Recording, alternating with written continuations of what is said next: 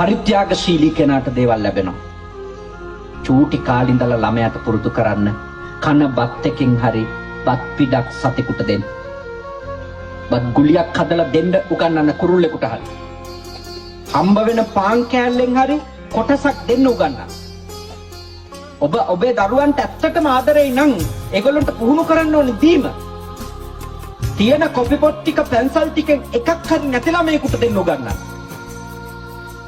දෙන ළමයා දෙන්න සෝදපු අත්‍යති ළමයා දැක්කම ප්‍රශංසා කරන්න. එයා අගය කරන්න. දෙන්න පුහුණු කරන්න. ඔබේ දරුවෝ සංසාරේ කවදාවත් අඩුවක් නැතුව ජීවත් වෙයි. ඔය දෙන්න හදනකොටම නැති වෙයි, අපිට මදි වෙයි, අඩු වෙයි. ඔහොම හිතලා බය වෙනව නේද? ඒගොල්ලන්ට ඉතින් අඩුම තමයි. එක්කව කරගෙන ගොඩ ගහගෙන ඉඳිද්දි දාන්නෙම නැහැ, ගම් වතුරක් හරි ඇවිල්ලා උස්සන් යනවා. මොකක්වත් ඉතුරු වෙන්නේ නැහැ. දීපු අරන් යන්න පුළුවන්. දීපු අරන් යන්න පුළුවන්. සාමාන්‍ය ඉගැන්වීම නම් රැස් කරපු අරන් යන්න පුළුවන් කියලානේ. බුද්ධ ආගමේ ඉගැන්වීම තමයි දීපු අරන් යන්න.